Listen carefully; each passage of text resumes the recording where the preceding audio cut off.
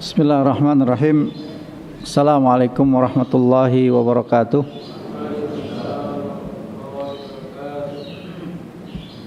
Alhamdulillahi rabbil alamin. Wassalatu wassalamu ala asrafil anbiya'i wal mursalin Sayyidina wa nabiyina Muhammadin wa ala alihi wa sahbihi wa man tabi'ahum bi ihsan ila yaumiddin. Summa amma ba'd. Khawfillah azani Allah wa iyyakum. Alhamdulillah, di kesempatan kali ini kita dikumpulkan oleh Allah Subhanahu wa taala di salah satu dari rumah Allah Subhanahu wa taala. Semoga berkumpulnya kita di tempat ini mendatangkan kebaikan buat kita semua dalam kehidupan kita di dunia ini dan di akhirat kelak. Dan Allah Subhanahu wa taala menambahkan ilmu yang bermanfaat buat kita semua. Ikhwah sekalian, materi kita kali ini yakni tentang fitnah harta atau amanah harta. Maka amanah dalam harta sebenarnya kalau kita mau lihat dalam perspektif Islam, dalam semua kehidupan kita adalah amanah yang Allah Subhanahu wa taala berikan. Atau kehidupan dunia yang Allah Subhanahu wa taala telah berikan kepada kita semua, ini adalah amanah yang Allah Subhanahu wa taala akan mintakan pertanggungjawabannya nanti.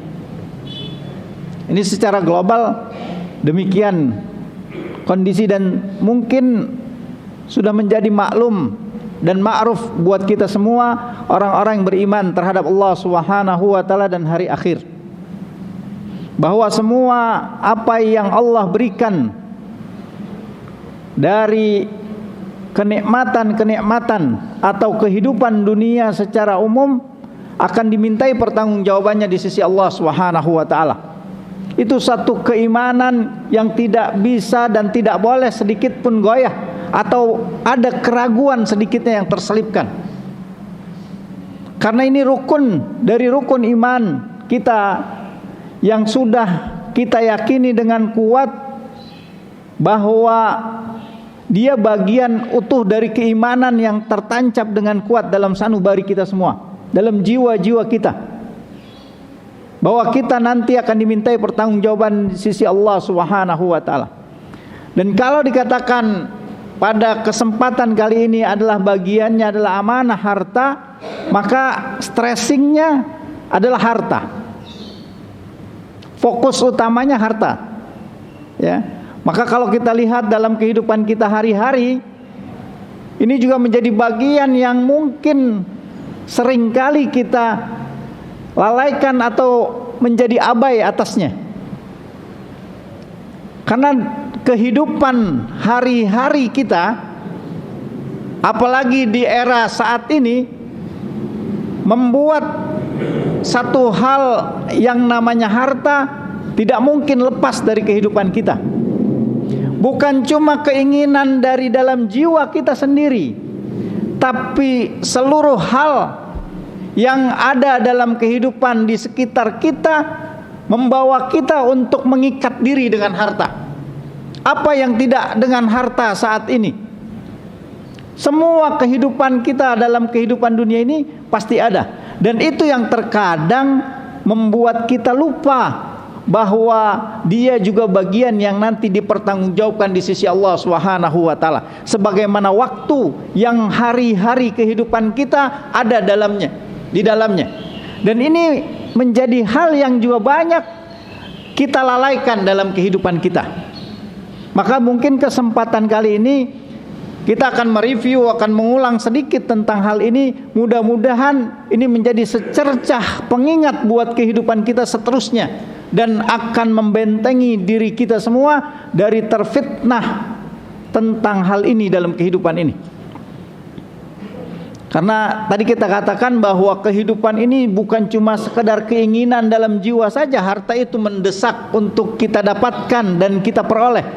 Tapi semua hal dalam kehidupan kita untuk semuanya pasti membutuhkan harta. Lebih-lebih kalau kita lihat kehidupan kita di sekitar kita yang kita katakan bahwa kita ingin selamat dari fitnah-fitnah dunia ini. Kita ingin diri kita, keluarga kita selamat. Bahkan kita jauh lebih dari itu.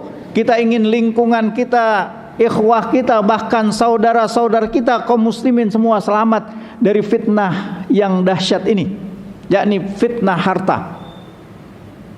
Maka kalau kita lihat kehidupan orang-orang atau kehidupan secara umum, bagaimana pandangan masyarakat terhadap harta, atau kalau kita mau kerucutkan bagaimana pandangan seorang muslim terhadap harta, maka kalau tidak ada dalam tuntunan syariat, kalau tidak dipagari dengan syariat Allah Subhanahu wa taala, pasti seseorang akan tergelincir dengan amanah harta ini. Pasti itu. Ya, sebagaimana tadi dikatakan, hampir bahwa dosa dan kemaksiatan itu semuanya pasti melingkupi kehidupan kita. Ya. Dan orang-orang yang bertaubat kembali kepada Allah lah yang dikatakan oleh Rasulullah sallallahu alaihi wasallam sebaik-baik orang yang bersalah, bahwa dia kembali mengakui kesalahannya di hadapan Allah Subhanahu wa taala dan berusaha dengan kuat agar tidak jatuh kembali dalam dosa yang sama. Itu bagi siapa? Bagi kaum muslimin, bagi orang-orang yang beriman, bagi mereka yang beriman kepada Allah dan hari akhir. Begitu juga dengan harta, mungkin kita pernah terfitnah, mungkin kita pernah jatuh, mungkin kita pernah terselewengkan dengannya. Tapi bukan masalah itunya yang harus kita perbaiki, tapi apanya? Bagaimana kita bertaubat atas itu semua? Bagaimana kita memperbaiki hubungan kita dengan harta dengan pagar syariat tadi?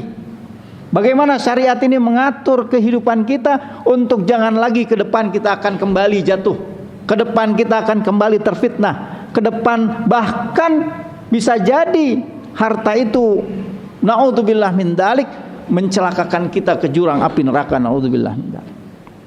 Ya, ini yang mungkin diharapkan dari kajian ini bisa memberikan kita ingatan tentang hal tersebut.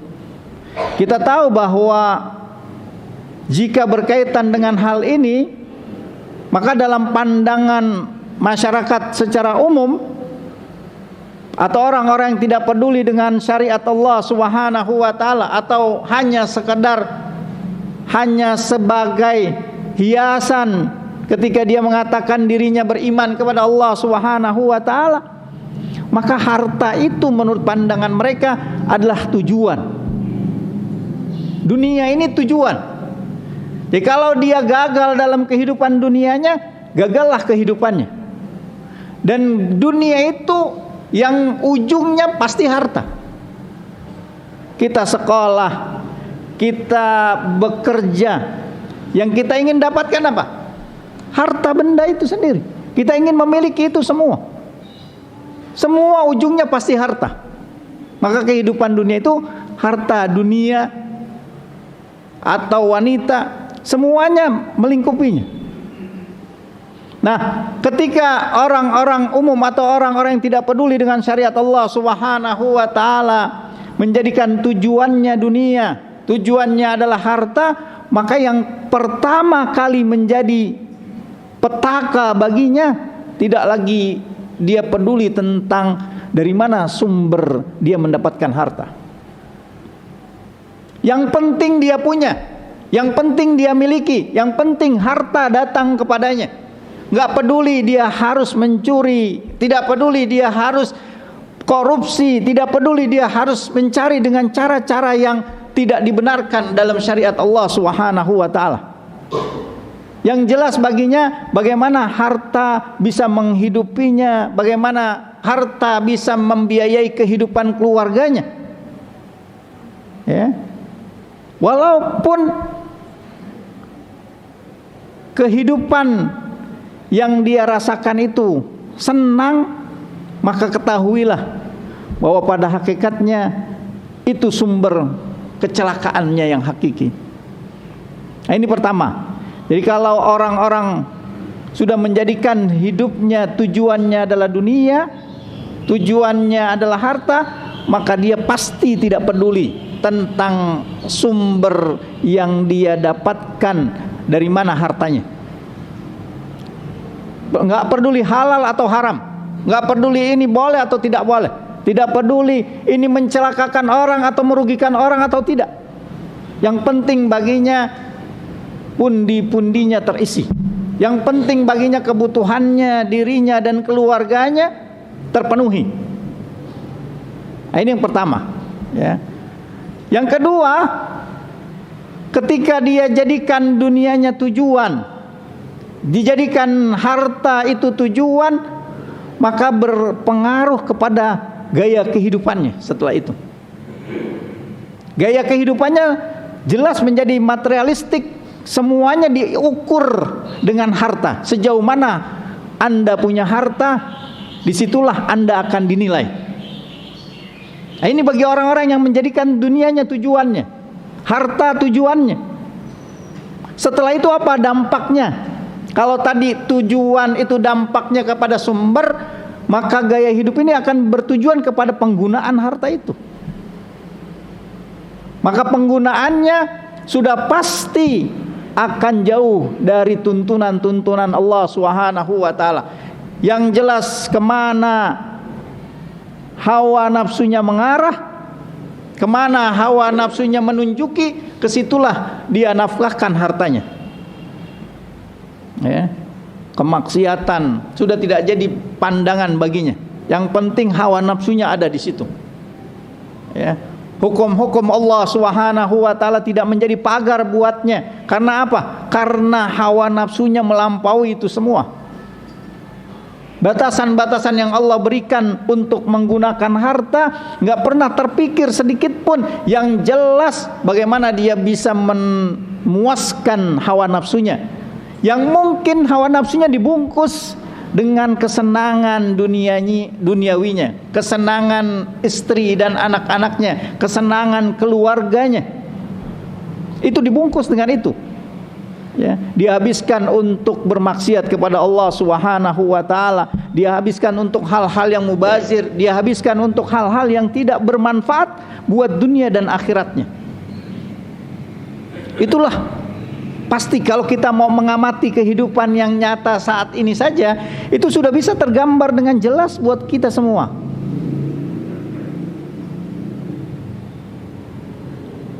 Lalu bagaimana kehidupan kaum muslimin berkaitan dengan harta ini? Ya. Maka ada beberapa hal yang harus kita perhatikan untuk bisa mengingatkan kita tentang hal ini tadi dikatakan. Kita harus perhatikan bagaimana kita harus bersikap agar amanah yang Allah Subhanahu wa taala titipkan kepada kita semua bisa kita tunaikan dengan baik. Bahwa kita tunaikan sesuai dengan aturan dan arahan yang Allah Subhanahu wa taala inginkan. Yang pertama, dalam pandangan Islam, dalam pandangan syariat ini, Allah Subhanahu wa taala mengatakan, ya, dan Allah Subhanahu wa taala yang Maha mengetahui, yang Maha berilmu, yang Maha adil, mengerti sekali kehidupan kita semua ini, dalam kehidupan di dunia ini. Maka harta itu suatu yang fitrah buat manusia. Ini pertama. Ya. Dia hanya fitrah buat kebutuhannya, kesenangan, bahkan dijadikan dia kesenangan, bagian dari kesenangan kehidupan dunia. Bagian saja. Bukan apa? Bukan tujuan, tapi dia hanya sekadar bagian untuk kehidupan kita di dunia, bahwa kita akan berinteraksi dengannya sebagaimana tadi dikatakan, dengan waktu demikian, dengan keluarga juga demikian, dengan semua kehidupan dunia ini. Dia hanya bagian dari kehidupan dunia kita, yang itu fitrah buat kita yang Allah Subhanahu wa taala ciptakan di dunia ini. Nah, kalau kita lihat ayat dalam surat Al-Imran tuh ayat 14 di mana Allah Subhanahu wa taala berfirman, a'udzubillahi minasyaitonir rajim, zuyyina lin-nasi hubbus syahawati minan nisa wal banin wal qanatiril muqantarah minadz dhahabi wal fiddah wal khailil musawwamah wal an'ami wal hars dzalika mata'ul hayatid dunya wallahu 'indahu husnul ma'ab. Ya. Dijadikan indah pandangan manusia untuk mencintai bagian dari dunianya. Apa saja bagian dari dunianya Allah Subhanahu wa taala rincikan. Yang pertama minan nisa, istri-istri, ya. Ini bagian kehidupan dunia kita.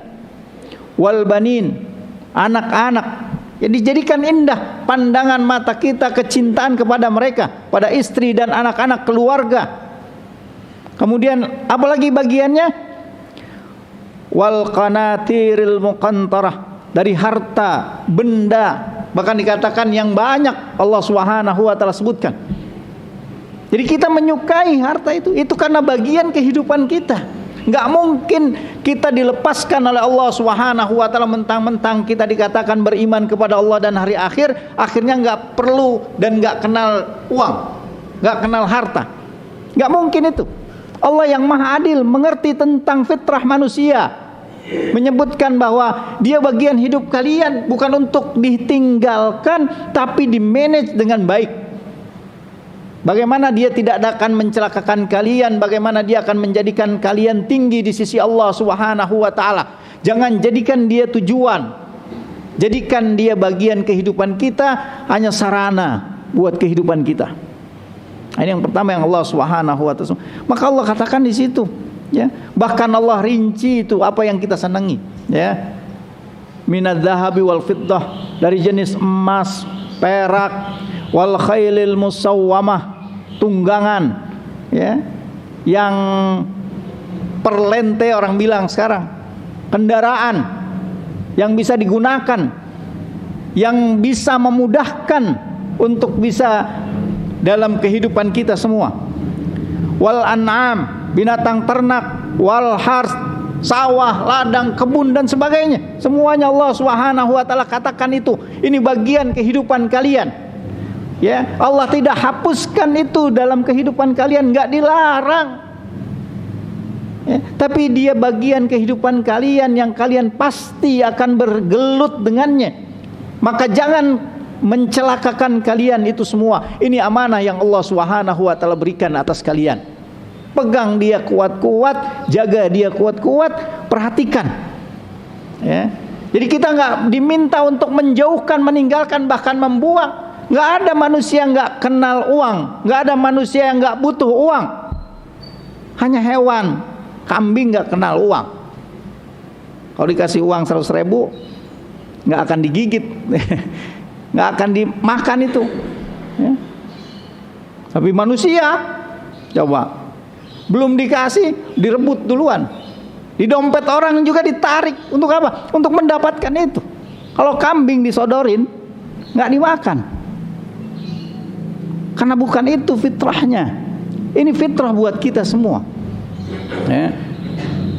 Tapi Allah katakan di ayat itu, dzalika mata'ul hayatid dunya, ya. Itu semua tadi Allah katakan, istri, anak-anak, harta benda yang banyak beragam macam jenisnya, hanya perhiasan dunia. Jangan jadikan dia tujuan, jangan jadikan dia sebagai tujuan utama kalian untuk mendapatkannya. Bukan itu tujuan kalian.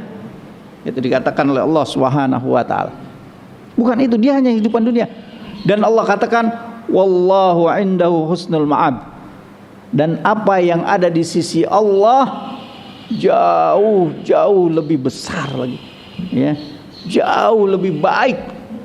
Apa yang ada Allah janjikan buat kalian, kalau kalian sabar dalam menghadapi fitnah ini, amanah ini, maka ada yang jauh lebih nikmat, ada yang jauh lebih baik, ada jauh lebih besar yang Allah Subhanahu wa taala sediakan buat kalian. Cuman menyabari ini nih yang menjadi masalah besar buat kita semua. Sabar di dalam ketaatan kepada Allah, sabar di dalam larangan-larangan, meninggalkan larangan Allah, sabar atas apa yang Allah tentukan atas kita. Ini yang berat. Dan ini yang terus harus kita minta kepada Allah Subhanahu wa taala agar menambahkan kesabaran buat kita semua. Agar tidak terfitnah dengan harta, agar tidak terfitnah dengan dunia, agar apa yang kita telah dapatkan ditentukan oleh Allah, kita bisa nerima semua ini. Ya, terus memohon kesabaran kepada Allah Subhanahu wa taala. Padahal waktunya sebentar. Ya kan? Kehidupan kita berapa lama? 60 70 tahun kata Rasulullah sallallahu alaihi wasallam, dan yang melampauinya sedikit gitu.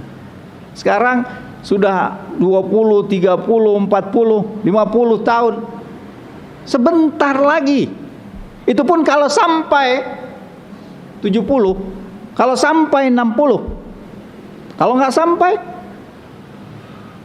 selesai. Nggak ada yang tahu apa yang akan terjadi setelah hari ini, setelah besok, atau bahkan sejam kemudian, 2 jam ke depan. Nggak ada yang ngerti semuanya. Semuanya ada dalam ilmu Allah Subhanahu wa taala. Sabari bahwa ini adalah bagian dari kehidupan kita, dan ini akan ada pertanggungjawabannya di sisi Allah Subhanahu wa taala. Itu yang pertama. Ya, jadi dia adalah bagian dari kehidupan kita. Dia adalah perhiasan, hanya perhiasan buat kita yang menambah kelengkapan hidup kita saja. Sekedar itu tok. Itu yang pertama yang Allah Subhanahu wa taala sebutkan. Yang kedua, tadi kita katakan bahwa dia bagian dari ujian yang Allah berikan atas kita. Amanah yang Allah berikan ini ujian pada hakikatnya, ya. Kehidupan dan kematian sebenarnya Allah katakan ujian, itu dalam surat Al-Mulk. Ya, alladzi khalaqal mauta wal hayata liyabluwakum ayyukum ahsanu amala. Hanya untuk melihat mana di antara kalian yang paling baik amalnya, yang paling ahsan amalnya. Kehidupan dunia dan kematian ini hanya ujian untuk kalian semua. Ya. Dan untuk harta, Allah Subhanahu wa taala sebutkan dalam surat At-Taghabun apa? Innama amwalukum wa auladukum fitnah. Jadi selain dia itu bagian kehidupan kalian, ya, istri, anak-anak, harta itu bagian dari yang Allah Subhanahu wa taala berikan dalam kehidupan dunia, tapi dia juga fitnah buat kalian. Dan ketika dikatakan fitnah, ada sesuatu hal yang harus kita perhatikan bahwa ini ujian buat kita. Ya. Jadi jangan dikatakan bahwa dua hal terkait dengan harta, baik Anda miliki atau Anda tidak miliki, maka ini bagian ujiannya. Yang memiliki harta diuji oleh Allah Subhanahu wa taala sejauh mana dia dapatkan sumbernya dan kemana dia nafkahkan harta yang dia gunakan, yang dia diberikan. Yang belum mendapatkan harta diuji oleh Allah Subhanahu wa taala sejauh mana dia tahan untuk tidak mencari yang haram. Sejauh mana dia sabari dirinya yang dengannya dia dapatkan kesempitan bagian kehidupan dunianya dengan harta itu, karena harta itu bagiannya, maka dia sabari itu juga ujian buatnya. Jadi jangan dikira ujian itu hanya untuk yang tidak punya harta. Justru yang lebih besar ujian yang punya harta, karena Allah katakan innama amwalukum wa auladukum fitnah. Jadi harta kalian itu dan anak-anak kalian itu fitnah, ujian buat kalian. Berapa banyak orang terjatuh tentang hal ini. Dan ini dua hal yang gak bisa dipisahkan. Kehidupan istri dan anak-anak kita dengan harta, karena saling terkait. Banyak orang terfitnah hartanya karena istri dan anak-anaknya. Dirinya kuat, tapi kelihat istrinya merengek, anaknya meminta, gak sanggup untuk tidak mengambil dari yang bukan haknya. Ada kesempatan yang selama ini dia sabari dulu waktu masih bujang, ketika sudah punya anak gak kuat. Kenapa? Anaknya minta, merengek, pengen punya ini, pengen punya itu, gitu kan. Kalau dulu fitnah buat dirinya dia tahan. Sekarang ada tambahan fitnah dari istri dan anak-anaknya. Belum lagi sekolahnya, belum lagi kesehatannya, belum lagi kepinginnya. Banyak sekali itu. Dan itu yang tambahan-tambahan kepada kita semua, ya. Agar kita bisa memahami itu semua, maka perhatikan bahwa ini ujian buat kita. Dan ketika ujian ini pasti semua dalam kehidupan kita jalani. Dan sampai kapan ujian ini? Ya sampai kehidupan kita dunia ini berakhir. 50-60 tahun tadi, 60 atau 70 tahun yang telah Allah Subhanahu wa ta'ala tentukan atas kita, sampai akhirnya kita harus mengatakan wa'bud rabbaka hatta ya'tiyakal yakin. Ya. Kita diminta untuk beribadah kepada Allah sampai akhir kehidupan kita, sampai datang al-yakin, kematian buat kita semua.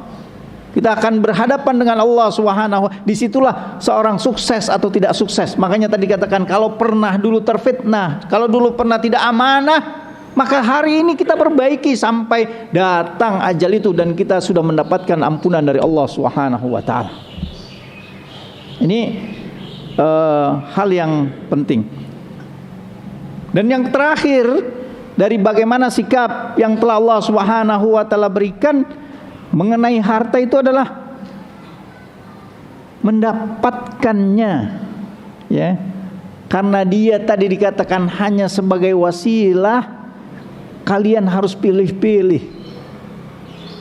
Kalian harus memperhatikan batasan-batasan Allah Subhanahu wa ta'ala. Kalian harus perhatikan bagaimana Rasulullah sallallahu alaihi wasallam memberikan satu batasan untuk mana yang boleh, mana yang tidak boleh, mana yang nanti akan menjadi bara api neraka, dan mana yang akan meninggikan derajat kita di surga. Karena kesabaran kita atas kehidupan di dunia ini. Dan salah satunya kesabaran terhadap ujian harta, baik yang memilikinya maupun yang belum memilikinya.